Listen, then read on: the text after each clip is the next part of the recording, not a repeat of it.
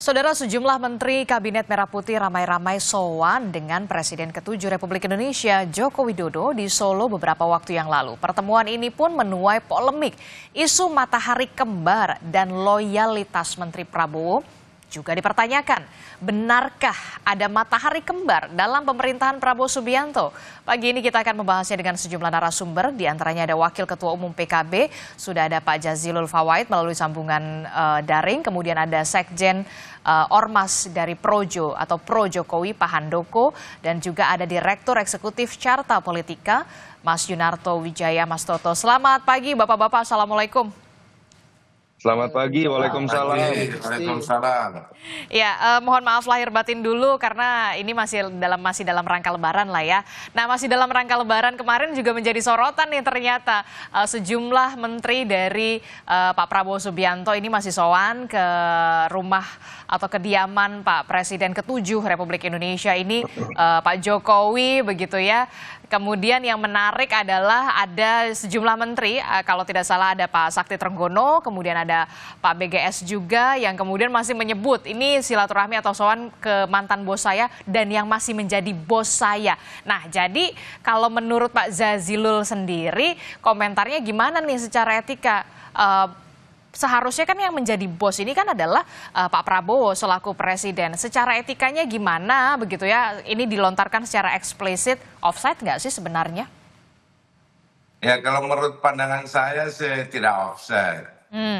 Itu hal yang wajar saja dan memang beliau-beliau ini dulu bersama Pak Jokowi.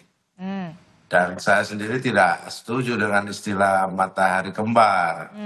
Namun patut kita lihat di sejarah politik Indonesia memang baru kali ini ya ada presiden yang putranya menjadi wakil presiden. Sehingga kita tidak bisa menghalangi pendapat publik bahwa memang sampai hari ini Pak Jokowi masih kuat. Tapi di dalam konstitusi itu tidak ada istilah matahari kembar. Sekarang ini presiden, kepala pemerintahan dan kepala negara Pak Prabowo Subianto dan kita harus hormati bersama-sama.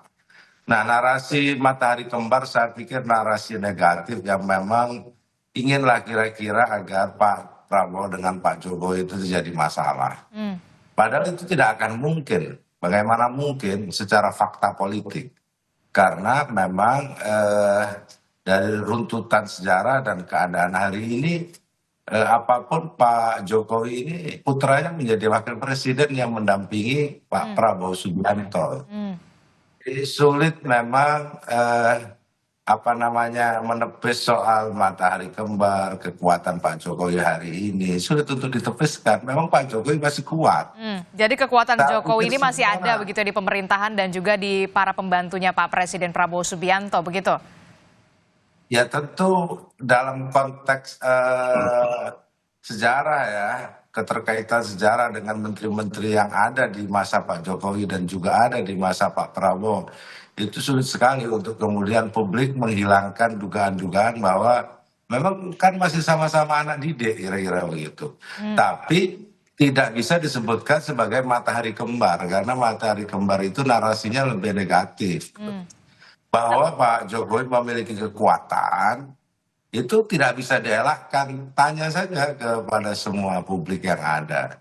Yang kedua, lihat saja dalam struktur kenegaraan ini, wapres loh putranya. Dan para menterinya juga yang dulu bersama Pak Jokowi gitu. Tapi jangan kemudian disebut matahari kembar karena Pak Prabowo kan mengusung tema keberlanjutan. Oke, jadinya harusnya apa nih kalau bukan matahari kembar? Ya keberlanjutan. Oke, keberlanjutan. Seperti tema yang disampaikan oleh Pak Prabowo gitu. Jadi ini memang pemerintahan yang melanjutkan hal-hal baik yang dilakukan oleh Pak Jokowi. Namun Pak Prabowo tentu ingin punya legacy. Yang kemudian ada hal-hal juga yang di zaman Pak Jokowi tidak ada, di zaman Pak Prabowo berjalan secara baik. Jadi menurut saya kita tunjukkan bahwa memang negara besar yang kemudian kita tidak bisa menafikan jasa siapapun di dalam republik ini gitu. Oke, saya ke Pak Projo. Jokowi. Oke, saya ke Mas Handoko dulu ke Projo. Nah, ini gimana nih? Ternyata kalau menurut Pak Jazilul, ya masih ada kekuatan-kekuatan itu yang masih ada di, apalagi Pak Sakti Trenggono kita tahu menteri di era Jokowi juga, Pak BGS juga sama begitu. Projo sendiri melihatnya bagaimana? Memang benar menterinya Pak Prabowo sekarang tuh tidak bisa lepas dari bayang-bayang Jokowi ataupun kekuatan Jokowi sampai saat ini. Ya, oke, terima kasih Mbak Disti. Jadi memang ngelihatnya harus benar ya. Maksud saya begini, sekarang ini kan kita bangsa kita itu berada dalam situasi geopolitik yang penuh tantangan, ekonomi penuh tantangan, terus kemudian itu satu hal yang tentu juga itu membutuhkan kerjasama dari semua pihak, dari semua potensi, dari semua kekuatan yang ada di negara ini. Maka momentum seperti ini, situasi seperti ini, ngelihatnya harus positif, bahwa kita ini sedang menapaki sebuah sejarah yang memang baru dalam perpolitikan kita, di mana ya kan presiden yang sekarang memimpin Pak Prabowo Subianto ini didukung oleh presiden sebelumnya, ya kan, dan juga Pak SBY juga ada di sini juga selain Pak Jokowi. Nah, tema keberlanjutan yang disampaikan oleh Gus Jazil tadi memang menjadi landasan kenapa pemerintahan hari ini juga masih muncul orang-orangnya yang dulu menjadi menteri-menterinya Pak Jokowi. Tapi yang menjadi pertanyaan saya adalah kemudian begini, menterinya Pak Prabowo. Menterinya Pak Prabowo yang mengatakan bosnya Pak Jokowi masih bos saya begitu. Jadi sebenarnya bosnya. Ya kalau memang orang menafsirkan bos itu satu. Ya enggak, presidennya ya Pak Prabowo, yang tanda tangan apapun ke pemerintahan ini, pengambil keputusan di eksekutif ya Pak Prabowo. Ya kan begitu. Itu kan bahasa yang terlalu dipelintir-pelintir, biasa saja. Kalau saya ketemu Gus Jazil pasti saya bilang ini bos saya, ini biasa itu. Iya kan? Nah, jadi saya menengarai justru ini adalah memang ada upaya-upaya yang menciptakan narasi. Di tengah situasi bangsa kita yang penuh tantangan sekarang ini, situasi bagus di mana kita kompak, di mana kita semuanya bahu-membahu untuk menghadapi semua kesulitan, justru pengen dibelah, justru pengen dipecah belah. Ini kan bahaya begini. Sudahlah, kita jangan lagi, nggak usah lagi lah mimpi-mimpi mencoba membelah Pak Jokowi dengan Pak Prabowo dengan istilah-istilah matahari kembar, ada segala macam. Itu nggak akan punya saya katakan nggak akan berhasil juga nggak ada positifnya bagi bangsa yang kita semua tahu situasi kita lagi berat. Bagaimana geopolitik kayak begitu, perang dagang gila-gilaan, tantangan ekonomi ugal-ugalan, nah kayak gitulah. Jadi bos utamanya tetap Pak Prabowo ya? Ya jelas Pak Prabowo. Sekarang gini, Pak Prabowo sekarang, beliau bagaimana mencoba dengan sekuat tenaga, dengan segala kemampuannya, melakukan segala langkah di tengah tekanan global, ke sana kemari, lobby ke sana kemari, ya kan? Ayolah kita dukung ini Pak Prabowo ini. Untuk yang sedang bekerja keras menavigasi bangsa ini, jangan kemudian malah ditabrak-tabrakin dengan isu-isu matahari kembar dengan hanya sekedar orang waktu Lebaran datang ke Solo bersilaturahim ke Pak Jokowi. Gitu loh Mbak. Oke, saya ke Mas Toto. Mas Toto, bagaimana Anda melihat ini begitu ya, dengan secara eksplisit begitu terang-terangan para menterinya Pak Prabowo ini mengatakan iya Pak Jokowi masih bos saya. Ini kerap dikaitkan dengan adanya isu soal matahari kembar. Anda melihat demikian atau seperti apa? Gini, pertama kalau momennya kan adalah momen Lebaran. Kita berprasangka positif sebenarnya nggak ada yang aneh. Karena Ibu Sri Mulyani, Pak BGS juga datang ke rumah Ibu Mega. Betul. Mungkin beberapa menteri juga datang ke rumah Pak SBY. Tetapi kalau bicara tadi secara spesifik, kalimat sebenarnya tidak beberapa menteri, tapi dari Mas Trenggono yang jelas mengatakan masih bos Bos saya. saya. Menurut saya itu tidak etis secara tata negara. Oke. Mas Handoko boleh mengatakan Gus Jazil bosnya karena Mas Handoko bukan pembantu presiden, nggak punya konsekuensi secara tata negara. Saya juga bisa mengatakan seperti itu. Itu menurut saya tetap catatan kecil. Oke. Yang kedua, saya paling senang jadi narsum dengan Gus Jazil, apa adanya belak-belakan gitu ya. Situasi ini tuh nggak pernah terjadi sebelumnya. Pembahasan matahari kembar itu dalam konteks peralihan Ibu Mega ke Pak SBY ke Pak Jokowi itu tidak terjadi isu seperti itu. Kenapa? Karena anaknya Ibu Mega kemudian nggak jadi wapresnya Pak SBY, anaknya Pak SBY nggak jadi wapresnya dari Pak Jokowi, sehingga kemudian tafsir publik yang macam-macam itu nggak ada. Ini kan memang anomali ya, bahwa ketika keberlanjutan itu diartikan secara harafiah, anak mantan presiden itu ditempatkan menjadi wakil presiden. Sehingga kalau kita kritis saja jadi pertanyaan loh Mbak, yang namanya wapres bernama Gibran, itu lebih sering ketemu sama Pak Prabowo atau ketemu bapaknya sebagai mantan presiden? Ini kan orang jadi pertanyaan, Gibran lebih loyal kepada Prabowo atau kepada mantan presiden yang adalah bapaknya sendiri? Oke. Pertanyaan itu secara awam akan muncul. Menurut saya ini pembelajaran demokrasi, makanya jangan aneh-aneh menerjemahkan demokrasi, keberlanjutan dengan hal-hal yang bisa menimbulkan polemik seperti ini.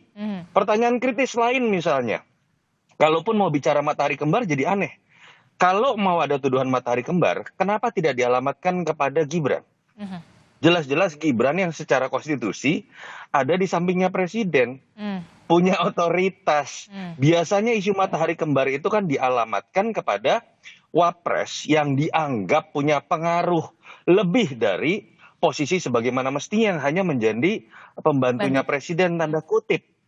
Nah, artinya buat orang-orang yang kemudian merasa Pak Jokowi masih kuat, mohon maaf ya, menurut saya itu malah seakan-akan menempatkan Gibran dalam posisi yang terdegradasi. Ini nggak sehat buat Mas Gibran. Oke. Jadi fungsi dari seorang presiden, mantan presiden itu adalah memberikan nasihat. Ketika diminta masukan, memberikan masukan. Itu yang terjadi pada presiden-presiden Amerika Serikat yang sudah pensiun. Makanya yang namanya President's Club yang dulu sempat digagas oleh sekelilingnya Pak Prabowo, itu tidak pernah menempatkan presiden yang masih berkuasa menjadi anggotanya, tapi sebatas pada mantan-mantan presiden untuk memberikan masukan tanpa bisa cawe-cawe atau intervensi.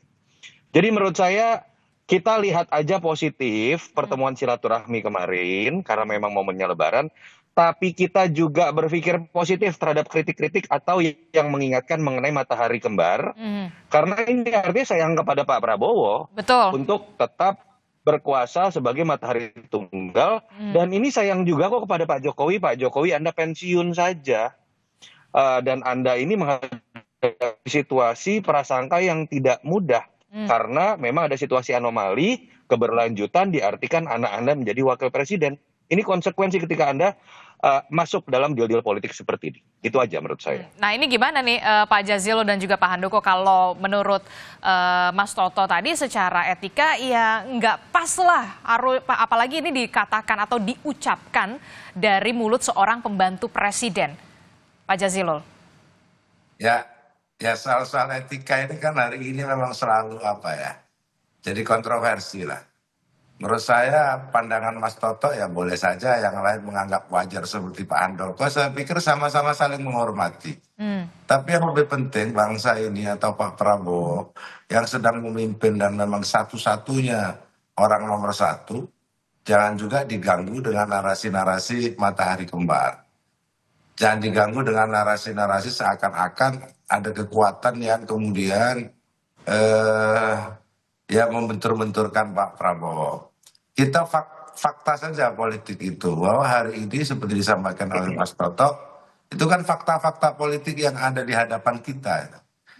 Yang itu bisa diinterpretasi macam-macam tergantung dengan cara pandangnya.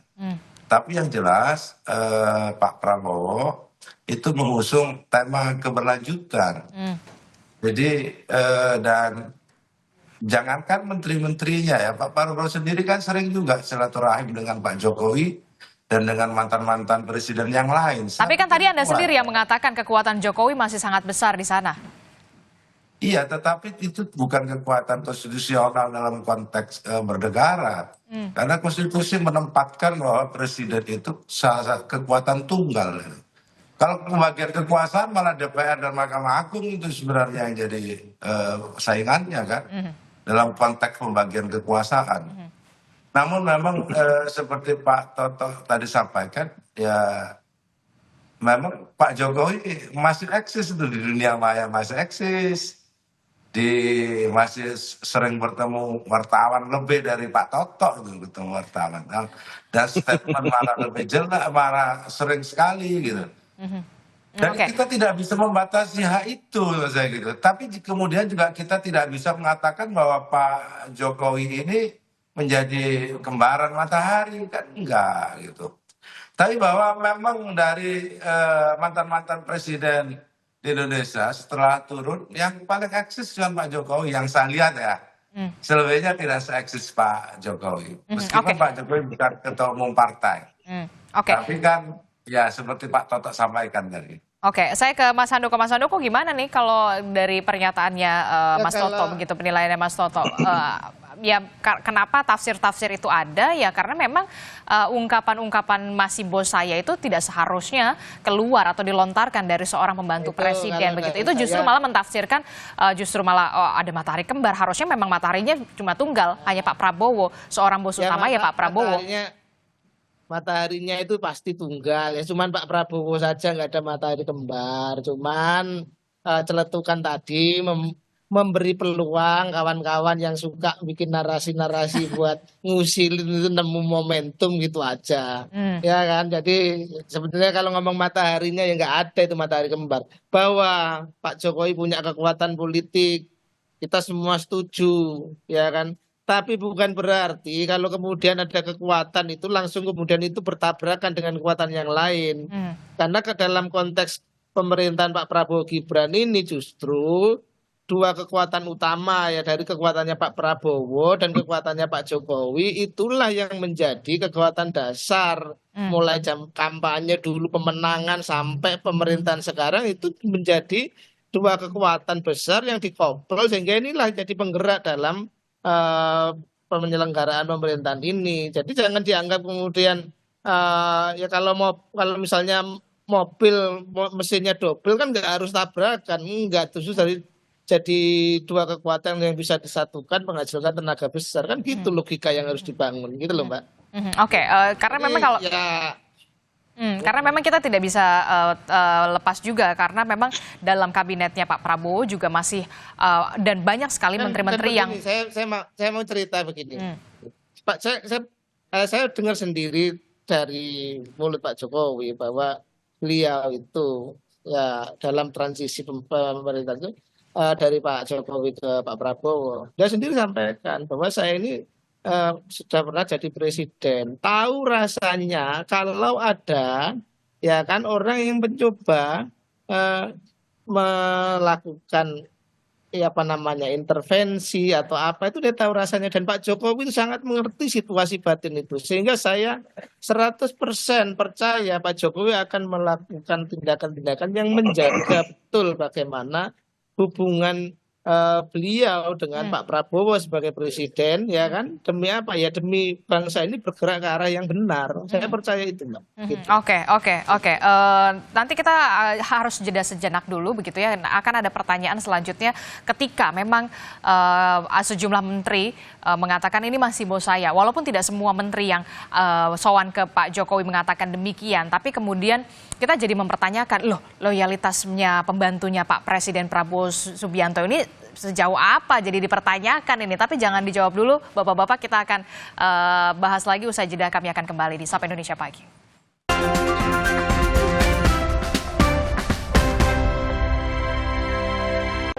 Terima kasih Anda masih bersama kami dalam Sapa Indonesia Pagi. Saudara masih membahas soal bagaimana ada anggapan soal matahari kembar begitu ya mencuat begitu setelah pertemuan pembantu dari Presiden Prabowo Subianto yang sowan ke rumah atau kediamannya Pak Jokowi di Solo, Jawa Tengah kemarin. Bahkan sejumlah menteri, ada Pak BGS, kemudian ada Pak Sakti Trenggono yang mengatakan Pak Jokowi masih bos saya, begitulah. Ini kemudian mencuat, oh jangan-jangan ada matahari kembar nih gitu ya. Saya masih membahasnya bersama dengan Pak Jazilul, kemudian ada Mas Handoko, kemudian juga ada Mas Toto. Nah, yang jadi pertanyaan, pasti akan jadi pertanyaan loh, terus jadi loyalitasnya menterinya Pak Prabowo ini seperti apa nih? Ini yang kemudian jadi pertanyaan kita semua ketika seorang pembantu presiden mengatakan Presiden ke-7 Republik Indonesia Pak Jokowi ini masih bos saya. Mas Toto, seperti apa jawaban Anda?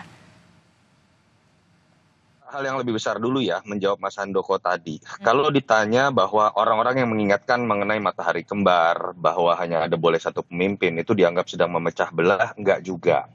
Harus diakui ada fakta politik yang anomali pertama kali dalam sejarah Indonesia tadi. Jadi kalau ditanya apakah Pak Jokowi mengerti situasi batin Pak Prabowo, Pak Jokowi nggak pernah ngerasain yang namanya wapresnya itu anak Pak SBY. Pak SBY apakah mengerti situasi batinnya Pak Prabowo? Pak SBY nggak pernah ngerasain wapresnya itu misalnya anaknya Ibu Mega, presiden sebelumnya. Ini situasi anomali.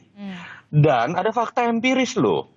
Bahwa mungkin orang-orang yang mengingatkan itu belajar dari Filipina, bahwa ketika keberlanjutan diartikan dengan deal-deal kekuasaan menempatkan anak mantan presiden menjadi wakil presiden itu ternyata tidak berbuah baik. Jadi saya mencoba berprasangka baik dengan Mardhani Alisera, dia tidak ingin Indonesia seperti Filipina, kira-kira seperti itu. Yang kedua, Mas Handoko, jangan kemudian ketika ada pihak-pihak yang mengingatkan tentang hal-hal tertentu terkait tata negara, politik, itu diartikan ingin mengadu domba, dan kemudian situasi global yang harus dihadapi oleh Indonesia menjadi semakin sulit. Kebalik logikanya dalam demokrasi. Ketika menghadapi situasi yang lebih sulit termasuk tantangan global terkait dengan perang dagang atau tarifnya Trump, yang malah harus dilakukan itu bukan sekedar silaturahmi, tetapi memastikan semua elemen bangsa dalam ketatanegaraan memainkan porsinya. Ya udah, partai koalisi memberikan dukungan kepada kebijakan presiden, sekaligus kritis seperti yang dilakukan oleh senator-senator Republikan terhadap Trump misalnya. Dan juga partai yang tidak masuk dalam barisan koalisi itu memberikan catatan kritis supaya penguasaan terjadi, sehingga ketika presiden mengambil kebijakan secara cepat menghadapi situasi global yang pelik, itu malah menjadi benar. Bukan dengan semuanya diam, semuanya setuju, dan ketika kemudian mengingatkan dianggap mengadu domba. Itu yang menurut saya jangan salah kaprah dalam konteks demokrasi. Terkait dengan jadi pertanyaan loyalitas seorang pembantu presiden jadi pertanyaan ketika kemudian itu terlontar masih bos saya. Ini gimana loyalitasnya?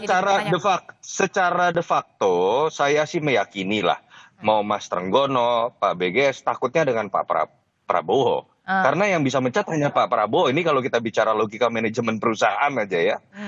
Pak Jokowi nggak bisa mencat tuh gitu. Misalnya dianggap mereka jarang silaturahmi pun nggak bisa gitu Pak Jokowi mencat.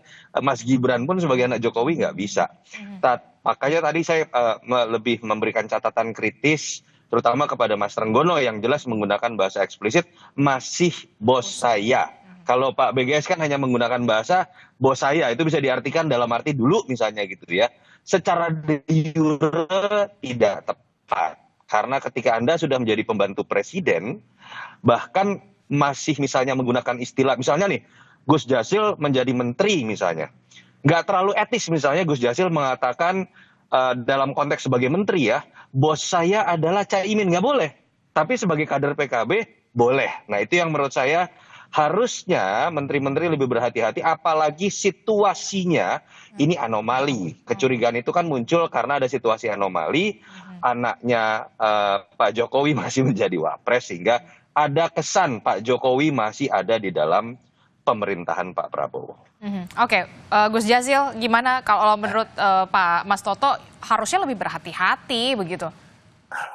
Ya, kalau itu saya setuju. Tapi loyalitas itu kan diukur dari kinerja. Bahwa Pak Trenggono atau menteri-menteri yang lain bagaimana melaksanakan arahan dari Pak Prabowo. kinerjanya baik atau tidak. Kalau di situ ada gangguan dari kinerja, siapa yang kira-kira mengganggu? Saya pikir loyalitas tidak hanya diukur pada kedekatan, gitu. Kalau hanya diukur pada kedekatan, yang paling loyal kepada seseorang ya anak kepada bapaknya lah. Kalau hanya diukur pada tingkat hubungan keluarga, ini enggak, ini tata negara. Oleh sebab itu, seperti disampaikan oleh Mas Toto tadi, ya kalau dalam tata kenegaraan, ya tentu semuanya harus berhati-hati. Untuk bilang bos saja juga harus berhati-hati karena publik bisa menilai yang lain gitu. Tapi kan nggak mungkin misalkan Pak Gibran untuk tidak mengakui bahwa Pak Jokowi bapaknya. Saya pikir itu panggilan bos yang disampaikan oleh Pak Trenggono mungkin ya pada konteks budaya lah. Seperti Pak Handoko atau saya, Mas Toto, bos gimana bos? Itu kan ya budaya ya. Tapi kalau dalam loyalitas tata kepemerintahan, saya pikir ada ukuran-ukurannya.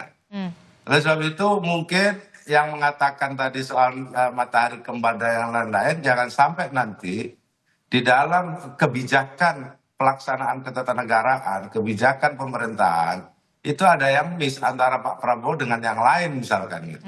Tapi saya sampai sejauh ini belum, saya tidak melihat itu. Semuanya normal-normal saja. Cuma pendapat publik tidak bisa kita juga kendalikan. Bahwa berpikir apa itu ya bagaimana? Ya itu tadi saya bilang nggak mungkin kan orang mengatakan bahwa Pak Jokowi bukan bapaknya Mas Gibran, itu nggak akan ada itu. Tapi itu konteks kekeluargaan. Tetapi wapres, presiden, menteri itu kata-kata dalam tata negara. Nah, mengukur loyalitas diukur dari ketatanegaraan itu. Jadi tidak dalam konteks budaya, tetapi ketatanegaraan. Menyatakan bos juga begitu. Ini dalam konteks tata negara atau konteks pertemanan atau budaya. Tapi kalau menyangkut misalkan tindakan-tindakan, kebijakan-kebijakan yang tidak sesuai dengan arahan Pak Presiden, itu menyalahi ketatanegaraan kalau sebagai seorang menteri gitu. Ya, saya pikir begitu. Oke, saya ke Mas Handoko. Mas Handoko, ada juga kemudian yang menganggap begini, wah jangan-jangan menterinya Pak Prabowo ini lebih gampang komunikasi ketika ke Pak Jokowi ketimbang ke presiden sekarang begitu, terlalu banyak barriernya. Benar nggak demikian anggapan seperti itu, Mas Handoko? Ya kalau itu sangat mudah dipahami Mbak ya. Pak Prabowo sibuknya luar biasa, ya kan? Terus kemudian kalau misalnya konteks kalau komunikasi diartikan ketemu misalnya ya, mungkin juga kita bisa pahami.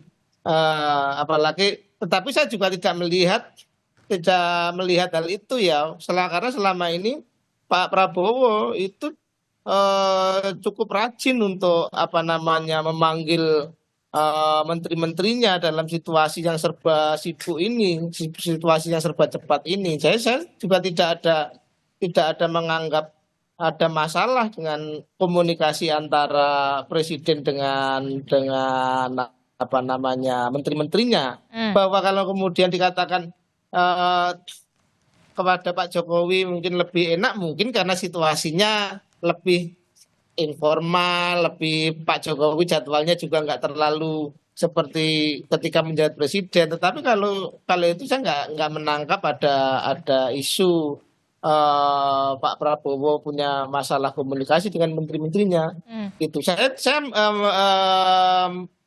meyakini itu kenapa misalnya dalam satu isu yang saya tahu misalnya ketum saya Menteri Koperasi itu. Untuk urusan koperasi itu sering beliau manggil Menteri Koperasi gitu untuk melakukan dialog-dialog, diskusi-diskusi, arahan-arahan. Artinya saya nggak melihat ada hambatan-hambatan komunikasi. Hambatannya mungkin lebih pada teknis. Jadwal yang padat. Untuk jadwal yang sangat padat itu saya nggak bisa menampik itu. Kan kita semua tahu itu. Tetapi kalau kemudian dianggap ada persoalan komunikasi antara presiden dan menteri-menterinya, saya sama sekali tidak mempercaya itu. Kalau menurut Mas Toto gimana Mas Toto kalau untuk soal komunikasi ini? Saya mau Iya, kalau kalau kita bicara komunikasi, memang kan gaya kepemimpinan dan gaya komunikasi ke publik saja ya, yang menurut saya bisa jadi representasi juga gaya komunikasi misalnya kepada menteri. Memang Pak Jokowi kan jauh lebih cair ya, kita harus akui ya. Kalau kita bicara mengenai bagaimana pilihan kata-kata, bagaimana rajinnya turunnya belusukan, Oke. bagaimana perasaan lebih egaliter, ya Pak Jokowi kan kekuatannya di situ. Pak Prabowo ini kan lebih top down. Oke. Jadi mungkin saja spekulasi seperti itu muncul. Tapi kan pertanyaannya adalah, kalaupun betul misalnya komunikasi ke Pak Prabowo sulit, misalnya betul seperti gosip. Lalu kenapa kemudian gesernya ke Pak Jokowi komunikasinya? Memangnya Pak Jokowi wapres? Kenapa tidak bergeser ke Mas Gibran? Hmm. Itu kan jadi pertanyaan. Itu jadi Mbak. pertanyaan. Artinya apa sih Mbak? Saya ingin katakan, diskusi ini tidak akan muncul kalau anomali itu dari awal tidak muncul. Kalau keberlanjutan itu sekedar diartikan keberlanjutan program dalam deal politik antara Pak Jokowi dengan Pak Prabowo. Bukan keberlanjutan Yang sekarang politik. terjadi kan bukan keberlanjutan dengan menempatkan anggota keluarga. Kan jadi kasihan sekarang nih ya. Ketika kita bicara keberlanjutan, harusnya kita akan diskusi. Sebenarnya Pak Jokowi kalau masih jadi presiden setuju nggak MBG anggarannya sebesar itu? Sebenarnya Pak Jokowi kalau masih jadi presiden setuju nggak bahwa Pak Prabowo punya kebijakan infrastruktur berbeda, dilempar kepada swasta? Pak Jokowi akan setuju nggak dan antara itu diberlakukan dalam situasi global seperti ini? Pak Jokowi setuju nggak kita masuk BRICS? Karena menurut saya Pak Jokowi nggak setuju gitu misalnya, sepengetahuan saya mengenai Pak Jokowi. Tapi sekarang bahasan keberlanjutan ini akhirnya lebih mengarah kepada kok menteri-menterinya masih ke Pak Jokowi, kok bela-belain datang ke Solo, kenapa nggak ke Gibran, kenapa Mas Gibran kemudian jarang muncul, dan lain-lain. Dan itu yang akhirnya menurut saya sebuah pembelajaran kritik-kritik mengenai etika berdemokrasi, termasuk mengenai hal-hal yang terjadi pada masa kampanye kemarin, jangan dikecilkan. Karena inilah yang kemudian sekarang kita lihat. Apa yang menjadi catatan Anda terkait dengan isu matahari kembar yang kemudian mencuat ini? Saya Mbak? Iya, Mas Toto. Ya itu tadi, isu matahari kembar ini selalu menjadi isu yang memang ada dalam sistem presidensial. Kenapa? Sifatnya sangat substantif. Kalau satu-satunya pemegang kontrak politik dengan rakyat itu kemudian tidak memegang otoritas sepenuhnya dalam menentukan menteri, dalam membuat kebijakan, dalam berkomunikasi, dalam loyalitas pembantu presidennya, itu fondasi yang roboh. Dan saya berharap sih tidak. Ini kan semuanya masih spekulasi. Dan balik lagi, spekulasi ini muncul bukan tidak ada apinya. Asap ini kan muncul karena ada sebuah anomali yang ada dalam sejarah. Betul tidak melanggar aturan, tapi kita tahu dalam etika berdemokrasi sepertinya ada yang salah kemarin. Nah, ini yang menurut saya kuncinya ada di kedewasaan berpolitik Pak Jokowi. Saya yakin Pak Jokowi sangat dewasa berpolitik untuk menahan diri. Tidak terlalu menunjukkan dirinya, walaupun anaknya masih menjadi wapres, bahwa dia masih berpengaruh besar, walaupun mungkin faktanya memang berpengaruh besar. Dan dalam konteks keberanian berpolitik dari seorang presiden, termasuk berhati-hati dalam menggunakan bahasa komunikasi.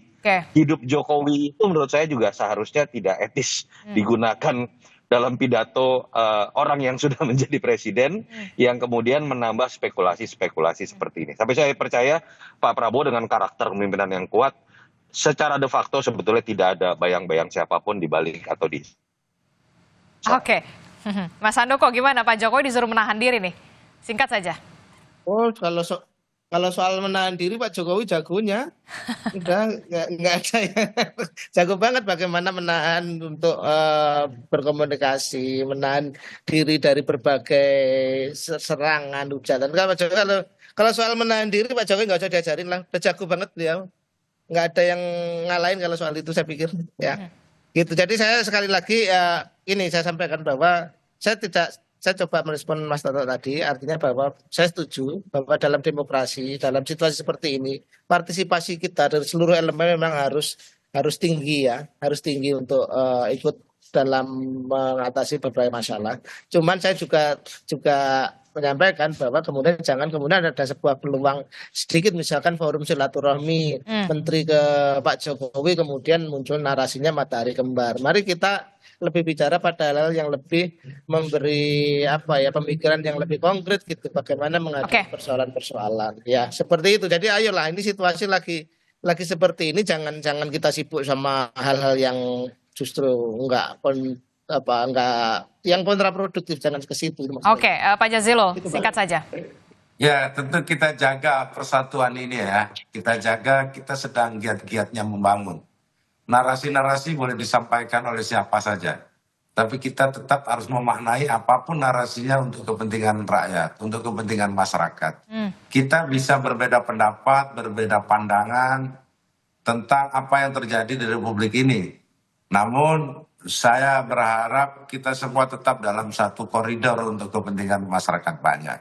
Bahwa hubungan-hubungan Pak Prabowo dengan para menterinya, dengan Pak Jokowi, dengan yang lain, itu memang hubungan-hubungan yang sudah jauh-jauh hari sudah terbangun. Nah, persepsi publik juga akan terus berkembang dan kita tidak bisa halang-halangi. Namun saya berharap fakta politik ke depan tentu ingin damai Indonesia ini. Semua bisa bekerja sama. Apalagi yang ada di dalam pemerintahan. Jangan kemudian membuat narasi-narasi yang gampang dipelintir oleh publik. Yang gampang dipelintir oleh sehingga terjebak di situ. Kita sedang membangun. Iya, itu makanya haruslah berhati-hati ketika ingin berkomentar begitu atau mengutarakan pendapat soal itu begitu ya. Oke, terima kasih Pak Jazilul, Mas Handoko, Mas Toto, terima kasih banyak sudah bergabung dan juga berdiskusi di pagi hari ini bersama saya. Terima kasih Bapak-bapak. Assalamualaikum, sehat selalu.